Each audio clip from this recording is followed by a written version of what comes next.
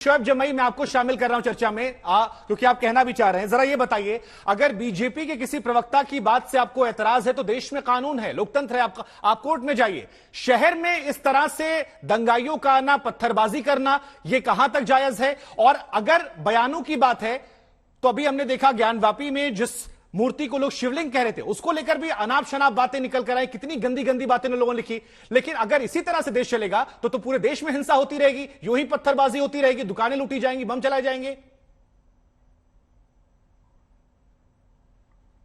जी, अल्लाहुम्मा सल्ली अला सय्यिदिना मौलाना मुहम्मद व अला आलि मुहम्मद कि मोहम्मद से वफा तो हम तेरे हैं, ये जहां चीज है क्या लोह कलम हम तेरे। इस पैनल में जितने भी बैठे हैं सब मोहम्मद सल्लल्लाहु अलैहि वसल्लम के पैरोकार भी हैं, आदर भी करने वाले। कम से कम 3 पैनलिस्ट तो हम यहाँ हैं मौजूद, जो हुजूर के जानशी, हुजूर सैयदी खानदान के जो है पैरोकार है।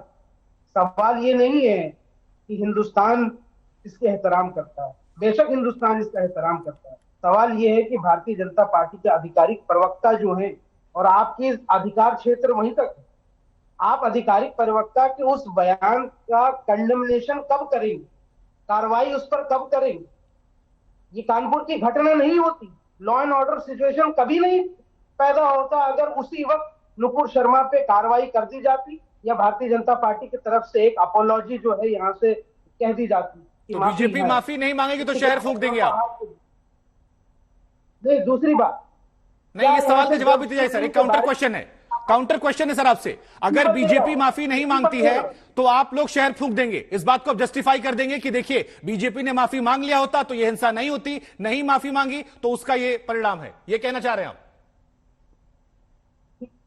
किसी ने जस्टिफाई नहीं किया, मैं ये इंसाफ की बात कर रहा हूं। जब शिवलिंग पर किसी ये शब्दों का खेल से जनता समझती है। गिरफ्तारी हुई कि नहीं हुई? मैं आपको टोकना नहीं चाह रहा हूं, मैं आपको टोकना नहीं चाह रहा हूं, मैं आपको पूरा वक्त देना चाह रहा हूं, लेकिन ये शब्दों का खेल जो सर है, बिटवीन द लाइंस, आपने वक्त ही नहीं ये दिया। दर्शक पढ़ लेते हैं। ये आपने वक्त ही नहीं दिया। आप लीजिए, मैं आपको वक्त दे रहा हूं, दोबारा सवाल पूछ रहा हूं मैं आपसे, दोबारा आपसे 2 सवाल पूछ रहा हूं मैं। सवाल पूछना मेरा काम है, जवाब देना आपका। देश बड़ा या धर्म, पहला सवाल। दूसरा सवाल ये, अगर बीजेपी माफी नहीं मांग रही है तो आप कोर्ट का रास्ता खटखटाएंगे या फिर शहरों में आग लगाएंगे? 2 सवाल आपसे, समय लीजिए और मुद्दे पर जवाब दीजिएगा।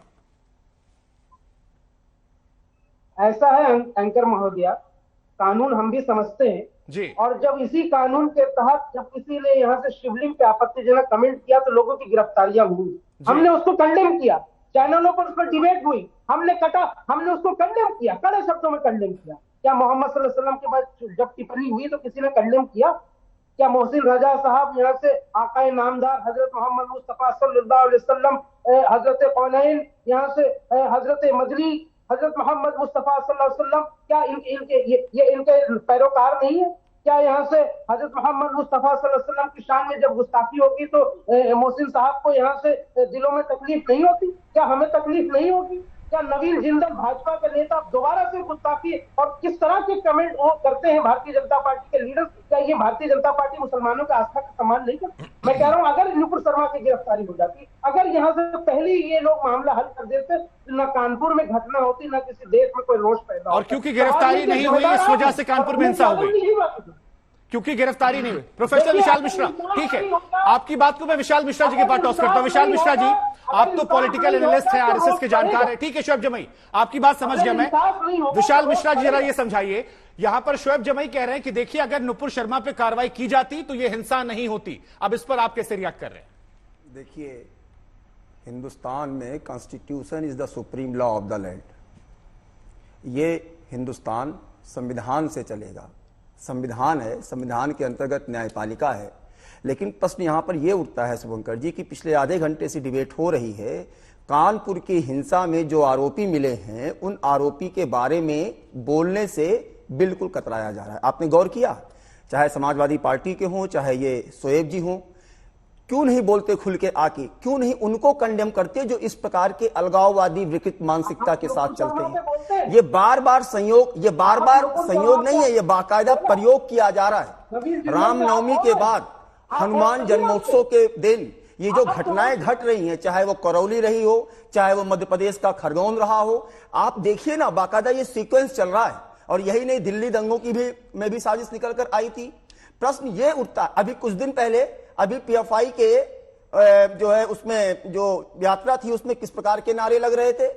केरल हाईकोर्ट की क्या टिप्पणी है कि किस प्रकार से जो है ये जो है चरमपंथी संगठन है, जो है बिल्कुल लोगों को रेडिकलाइज करता है, उस पर कोई बयान नहीं देना, जिस पर लगातार आरोप लग रहे हैं, जिस पर लगातार धर्मांतरण के आरोप लग रहे हैं, जो लगातार वहां पर केरला में किसापलब का कैंपेन चलाकर धर्मांतरण किया जा रहा है, इस पर कोई कभी आगे आकर कंडेम नहीं करता।